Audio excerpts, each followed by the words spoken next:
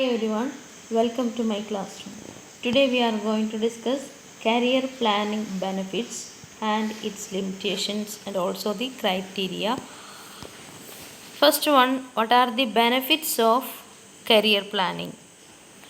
First point is that knowledge of various career opportunities. That is, career planning is very helpful for knowing various career opportunities. പലതരം അവസരങ്ങൾ ഉണ്ടായിരിക്കും, അതിനെക്കുറിച്ച് അറിവ് കിട്ടാൻ career planning helpful ആണ്. And it helps to select the career which is suitable to his life style, preference, family environment and self development. Career select ചെയ്യാനായിട്ട് help ചെയ്യുന്ന മറ്റൊരു കാര്യം, അതായത് പ്രോപ്പറായിട്ട് കരിയർ പ്ലാൻ ചെയ്യുന്ന സമയത്ത് അത് നമ്മുടെ ലൈഫ് സ്റ്റൈലിന് സ്യൂട്ടബിൾ ആയിട്ടുള്ളതും പ്രിഫറൻസിന്, ഫാമിലി എൻവയോൺമെൻറ്റിന്, സെൽഫ് ഡെവലപ്മെൻറ്റിനൊക്കെ സ്യൂട്ടബിൾ ആയിട്ടുള്ളൊരു കരിയർ സെലക്ട് ചെയ്യാൻ കരിയർ പ്ലാനിങ്ങിലൂടെ സഹായകരമായിരിക്കും. Okay, helps to identify talented employees. അതുപോലെ ടാലൻറ്റഡ് ആയിട്ടുള്ള എംപ്ലോയീസിനെ കണ്ടുപിടിക്കാനും കരിയർ പ്ലാനിങ് ഹെൽപ്പ് ചെയ്യും. And also helps to internal promotion. ഓർഗനൈസേഷനകത്ത് തന്നെയുള്ള ഇൻറ്റേർണൽ പ്രൊമോഷൻ, ഹയർ പോസ്റ്റിലേക്കുള്ള upgradation, transfer, boost up motivation and morale. അതായത് ഇൻറ്റേർണലി നടക്കുന്ന പ്രൊമോഷൻ, ഓർഗനൈസേഷൻ്റെ ഉള്ളിൽ നടക്കുന്ന പ്രൊമോഷൻ, ട്രാൻസ്ഫർ, അപ്ഗ്രഡേഷൻ, അപ്ഗ്രേഡ് ചെയ്ത് കൊടുക്കുക, അതുപോലെ എംപ്ലോയീസിനെ മോട്ടിവേറ്റ് ചെയ്യുക, അവരെ മൊറൈൽ എൻഹാൻസ് ചെയ്യുക, ഇതിനെല്ലാം ഏത് ഹെൽപ്ഫുള്ളാണ്? കരിയർ പ്ലാനിങ് ഹെൽപ്ഫുള്ളാണ്. And lower employee turn over. Employee turn over വളരെ നല്ല രീതിയിൽ കുറയ്ക്കാനും സാധിക്കും. എംപ്ലോയീസിൻ്റെ കൊഴിഞ്ഞുപോക്ക്, അല്ലെങ്കിൽ അവർ ജോലി ഒഴിവാക്കി പോകുന്നത്, അതൊക്കെ ഒരു പരിധി വരെ നമുക്ക് എന്ത് ചെയ്യാൻ പറ്റും? റിഡ്യൂസ് ചെയ്യാനായിട്ട് കരിയർ പ്ലാനിങ്ങിലൂടെ സാധിക്കും. Enhances job satisfaction. കരിയർ പ്ലാനിങ്ങിലൂടെ മറ്റൊരു ഇമ്പോർട്ടൻ്റ് ആയിട്ടുള്ള ബെനിഫിറ്റ് എന്ന് പറയുന്നത് ജോബ് സാറ്റിസ്ഫാക്ഷൻ കൂട്ടാനായിട്ട് സാധിക്കും. നമുക്ക് ഇഷ്ടമുള്ള രീതിയിൽ നമ്മൾ പേഴ്സണലി നമ്മുടെ കരിയർ ഡെവലപ്പ് ചെയ്യാനായിട്ട് സഹായിക്കുമ്പോൾ ആ ഓർഗനൈസേഷനിൽ തന്നെ നിൽക്കാനും ഓർഗനൈസേഷനോടുള്ള കമ്മിറ്റ്മെൻറ്റ് കൂടാനും അവിടെ വർക്ക് ചെയ്യാനുള്ള ഒരു താല്പര്യം കൂട്ടാനും വർക്കിലുള്ള സംതൃപ്തി കൂട്ടാനും ഒക്കെ സഹായിക്കും. And improve the employees performance. എംപ്ലോയീസിൻ്റെ പെർഫോമൻസ് ഇംപ്രൂവ് ചെയ്യാനും കരിയർ പ്ലാനിങ്ങിലൂടെ സാധിക്കും. Then limitations of career planning. നമ്മൾ ബെനഫിറ്റ്സ് ഓൾറെഡി ഡിസ്കസ് ചെയ്തു. ബെനഫിറ്റ്സിൻ്റെ കൂടെ തന്നെ നമുക്ക് എന്തും കൂടെ പറയാൻ പറ്റും? ലിമിറ്റേഷൻസും ഉണ്ടായിരിക്കും അല്ലേ? കരിയർ പ്ലാനിങ്ങിന് എന്തൊക്കെയാണ് ലിമിറ്റേഷൻസ് നോക്കാം. First one, not suitable for small organisations.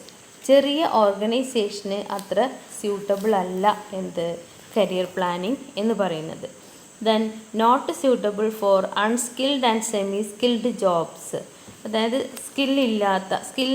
Unskilled ആയിട്ട് സ്കില്ല് ഇല്ല, അതുപോലെ സെമി സ്കിൽഡ് ഉള്ളൂ, അങ്ങനെയുള്ളവർക്ക് ഈ കരിയർ പ്ലാനിങ് അത്ര സ്യൂട്ടബിൾ അല്ല. സ്കിൽഡ് ആയിട്ടുള്ള ജോബ്സിനാണെങ്കിൽ കരിയർ പ്ലാനിങ് സ്യൂട്ടബിൾ ആണ്.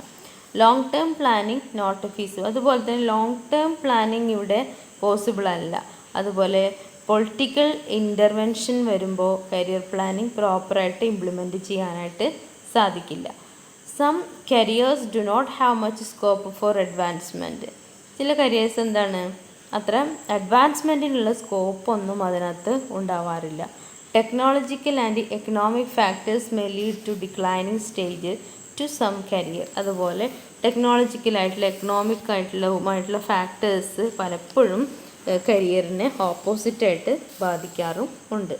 ടെക്നോളജിക്കൽ ഡെവലപ്മെൻറ്റ് പലപ്പോഴും എംപ്ലോയീസിനെ നെഗറ്റീവായിട്ട് എഫക്റ്റ് ചെയ്യാറുണ്ട്. അപ്പോൾ നമ്മൾ ഇതൊക്കെ ഡിസ്കസ് ചെയ്തു, ബെനഫിറ്റ്സ് ഡിസ്കസ് ചെയ്തു, അതുപോലെ ലിമിറ്റേഷൻസും. ബെനഫിറ്റ്സിൽ എന്തെല്ലാം കാര്യങ്ങളാണ് പറഞ്ഞത്? കരിയർ പ്ലാനിങ്ങിലൂടെ ഇൻഡിവിജ്വലിന് അവരുടെ ടാലൻറ്റ് കണ്ടുപിടിക്കാൻ സാധിക്കും.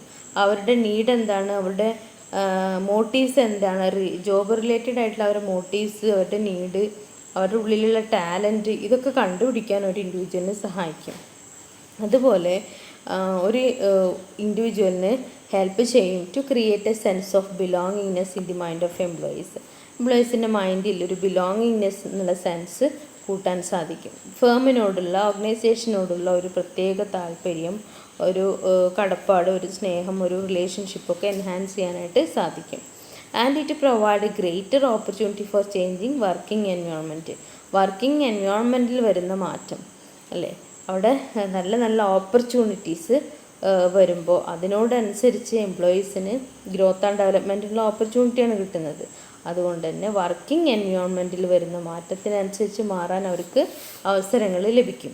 It helps to achieve job satisfaction. നമ്മൾ പറഞ്ഞ് ജോബ് സാറ്റിസ്ഫാക്ഷൻ കൂട്ടാൻ സഹായിക്കാറുണ്ട്. അതുപോലെ അവരുടെ പേഴ്സണലായിട്ടുള്ള ഡെവലപ്മെൻറ്റിനും കരിയർ പ്ലാനിങ് സഹായിക്കാറുണ്ട്. അതുപോലെ ഒരു ഓർഗനൈസേഷൻ നല്ലൊരു കരിയർ പ്ലാനിങ് പ്രോഗ്രാം അഡോപ്റ്റ് ചെയ്യുകയാണെങ്കിൽ അവിടെയുള്ള മാൻ പവറിനെ പ്രോപ്പറായിട്ട് അവർ ഫ്യൂച്ചറിലേക്ക് ഗൈഡ് ചെയ്യാൻ അവർക്ക് സഹായിക്കാൻ പറ്റും. ഫ്യൂച്ചറിലേക്ക് ഗൈഡ് ചെയ്യാനായിട്ടുള്ള ഒരു ഓപ്പർച്യൂണിറ്റിയാണ് അവിടെ കൊടുക്കുന്നത്. അതുപോലെ കരിയർ പ്ലാനിങ് ഓർഗനൈസേഷന് ഗ്രോത്ത് കൂട്ടും. ഓർഗനൈസേഷൻ എങ്ങനെ കരിയർ പ്ലാനിങ് ഗ്രോത്ത് കൂട്ടുക? എംപ്ലോയീസിൻ്റെ കരിയറിൽ വരുന്ന ഡെവലപ്മെൻറ്റ് യൂസ് ചെയ്യുന്നത് ഓർഗനൈസേഷനാണ്. അപ്പോൾ ഓർഗനൈസേഷൻ ഓവറോൾ ഡെവലപ്മെൻറ്റിന് അത് സഹായിക്കും. അതായത് റൈറ്റ് പ്ലേസിൽ റൈറ്റ് എംപ്ലോയിനെയാണ് അവർക്ക് കിട്ടുന്നത്. അങ്ങനെയാകുമ്പോൾ അവരുടെ വർക്ക് കുറച്ചുകൂടി എഫക്റ്റീവായിട്ട് ചെയ്യാനായിട്ട് സാധിക്കും. ദെൻ മാനേജേഴ്സിന് അതുപോലെ എംപ്ലോയീസിൻ്റെ കരിയർ ആസ്പിറേഷനെ കുറിച്ചുള്ളൊരു നോളജ് ഉണ്ടായിരിക്കും. ഓരോ എംപ്ലോയീസും അവരുടെ കഴിവുകളെ മനസ്സിലാക്കാൻ മാനേജേഴ്സിന് സാധിക്കും. അവർക്ക് എന്തൊക്കെ ടാലൻ്റ് ഉണ്ട് അത് മനസ്സിലാക്കാൻ മാനേജേഴ്സിന് സാധിക്കും. അങ്ങനെ ഒരുപാട് ബെനിഫിറ്റ് കരിയർ പ്ലാനിങ്ങിലൂടെ ഫേമിന് തന്നെ ഉണ്ടായിരിക്കും. അതുപോലെ എംപ്ലോയീസിന് അവരുടെ കരിയർ ഓപ്പർച്യൂണിറ്റീസ് എന്താ നമ്മൾ ഓൾറെഡി പറഞ്ഞു. അതുപോലെ എംപ്ലോയീസിന് അവരുടെ കോൺഫിഡൻസ് കൂട്ടാൻ സഹായിക്കും. എംപ്ലോയീസ് ഓർഗനൈസേഷനിൽ എന്താ പറയുക, ഓർഗനൈസേഷനിൽ ടാലൻറ്റഡ് ആയിട്ടുള്ള എംപ്ലോയീസിനെ കണ്ടെത്തി കഴിഞ്ഞാൽ അവരെ നിലനിർത്തി കൊണ്ടുപോകാൻ ഓർഗനൈസേഷന് സാധിക്കും. റീറ്റെയിൻ ചെയ്യാനായിട്ട് ഓർഗനൈസേഷന് സാധിക്കും. റൈറ്റ് കരിയർ, അവർക്ക് താല്പര്യമുള്ള റൈറ്റ് കരിയർ ചൂസ് ചെയ്യാൻ എംപ്ലോയീസിനെ സഹായിക്കും. ക്ലിയർ ആണോ? ഇങ്ങനെയുള്ള ഒരുപാട് ബെനിഫിറ്റ്സ് കരിയർ പ്ലാനിങ്ങിനുണ്ട്. ബെസ്റ്റായിട്ടുള്ള എംപ്ലോയീസിനെ അട്രാക്റ്റ് ചെയ്യാനും അവരെ റിറ്റെയിൻ ചെയ്യാനും ഓർഗനൈസേഷന് സഹായിക്കും. നെക്സ്റ്റ് പറയുന്നത് ക്രൈറ്റീരിയയാണ്. കരിയർ പ്ലാനിങ്ങിൽ ഡെവലപ്പ് ചെയ്തെടുക്കേണ്ട ക്രൈറ്റീരിയ എന്തിൻ്റെയൊക്കെ ബേസിലാണ് നോക്കാം. ഒന്ന് ഡയലോഗ്. ഡയലോഗ് എന്ന് പറഞ്ഞാൽ എന്താണ്? It can be generated between organisation and individual. അതായത് എംപ്ലോയിയും ഇമ്മീഡിയറ്റ് സൂപ്പർവൈസറും തമ്മിലുള്ള കമ്മ്യൂണിക്കേഷൻ നിന്ന് ജനറേറ്റ് ചെയ്യുന്നതായിരിക്കാം. അതല്ലെങ്കിൽ അവർക്ക് പ്രോപ്പറായിട്ട് ഗൈഡൻസ് കൊടുക്കുന്നതിലൂടെ ഇൻ്റലിജൻ്റ്ലി അവർക്ക് കരിയർ തിരഞ്ഞെടുക്കാൻ സാധിക്കും. അതിനുള്ള അവസരം ഓർഗനൈസേഷൻ പ്രൊവൈഡ് ചെയ്യാണ്. അതിനുള്ള നോളജ് അക്വയർ ചെയ്യാനുള്ള അവസരം അവർക്ക് ഓർഗനൈസേഷൻ പ്രൊവൈഡ് ചെയ്യാണ്. പ്രോപ്പറായിട്ട് ഓർഗനൈസേഷൻ ഗൈഡ് ചെയ്യുമ്പോൾ അവർക്ക് ഇൻഡിവിജ്വലി കരിയർ വളരെ ഇൻ്റലക്ച്വലായിട്ട് തിരഞ്ഞെടുക്കാൻ സാധിക്കും. Next involvement. ഇൻവോൾവ്മെൻറ്റ് എന്ന് പറഞ്ഞാൽ എംപ്ലോയീസിനെ ഗോൾസ് സെറ്റ് ചെയ്യുന്നതിൽ ഇൻവോൾവ് ചെയ്യിപ്പിക്കാം. ടൈം ഷെഡ്യൂൾ ചെയ്യുന്നതിൽ ഇൻവോൾവ് ചെയ്യിപ്പിക്കാം. ഈ ഇൻവോൾവ്മെൻറ്റിലൂടെ എംപ്ലോയീസിന് സെൻസ് ഓഫ് ബിലോങ്ങിങ്നെസ് കൂടും. അങ്ങനെയാകുമ്പോൾ ഇൻവോൾവ്മെൻറ്റിലൂടെ എംപ്ലോയീസിന് എന്ത് ചെയ്യാൻ പറ്റും? ഓർഗനൈസേഷനെ കുറിച്ചും അവിടെ അവൈലബിൾ ആയിട്ടുള്ള അവരുടെ ഓപ്പർച്യൂണിറ്റീസിനെ കുറിച്ചുള്ള കൂടുതൽ കാര്യങ്ങൾ മനസ്സിലാക്കാനും അവരുടെ കരിയർ ഡെവലപ്പ് ചെയ്യാനും സഹായിക്കും. നെക്സ്റ്റ് പറയുന്നത് ഫീഡ്ബാക്കാണ്. Feedback system is to be implemented in the organization. It also helps to gather information about employees. എംപ്ലോയീസിനെ കുറിച്ചുള്ള ഇൻഫർമേഷൻസ് ഗ്യാദർ ചെയ്യാൻ, കളക്ട് ചെയ്യാൻ ഫീഡ്ബാക്ക് സിസ്റ്റം കൊണ്ട് സഹായിക്കും.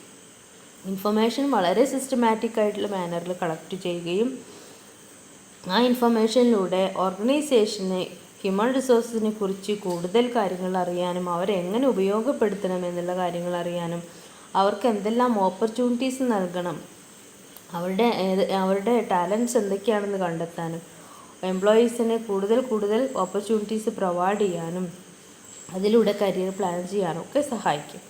Then dynamic. Individuals working in the organization are not static. So the career planning program should be dynamic. Career planning എന്ന് പറയുന്നത് ഡൈനാമിക്കാണ്, ever change ചെയ്തുകൊണ്ടേയിരിക്കും. Individuals work ചെയ്യുന്നത് static ആയിട്ടില്ല, എപ്പോഴും ഒരേ ഒരു ലെവലിൽ ഒരേ ഒരു സ്റ്റാറ്റസിലല്ല. ചേഞ്ചിങ് എൻവയോൺമെൻറ്റിനനുസരിച്ച് ഓർഗനൈസേഷനിൽ ഒരുപാട് മാറ്റങ്ങൾ വരും, ഡൈനാമിക്കായിട്ടുള്ള ഒരുപാട് മാറ്റങ്ങൾ വരും. ആ ഡൈനാമിക്കായിട്ടുള്ള മാറ്റം കരിയർ പ്ലാനിങ്ങിലും വരും. അതിനനുസരിച്ചുള്ള കരിയർ ഡെവലപ്പ് ചെയ്യാനുള്ള അവസരങ്ങൾ എംപ്ലോയീസിന് കിട്ടുകയും ചെയ്യും. അപ്പോൾ criteria for developing career planning എന്ന് പറയുമ്പോൾ കരിയർ പ്ലാൻ ചെയ്യുന്നതിൽ ഡെവലപ്പ് ചെയ്യുന്ന ക്രൈറ്റീരിയ എന്തൊക്കെയാണെന്ന് വെച്ചാൽ ഒരുപാട് ക്രൈറ്റീരിയ വരും. അതിൽ first dialogue, guidance, and third one involvement, fourth one feedback, and fifth one dynamic. Okay, clear അല്ലേ?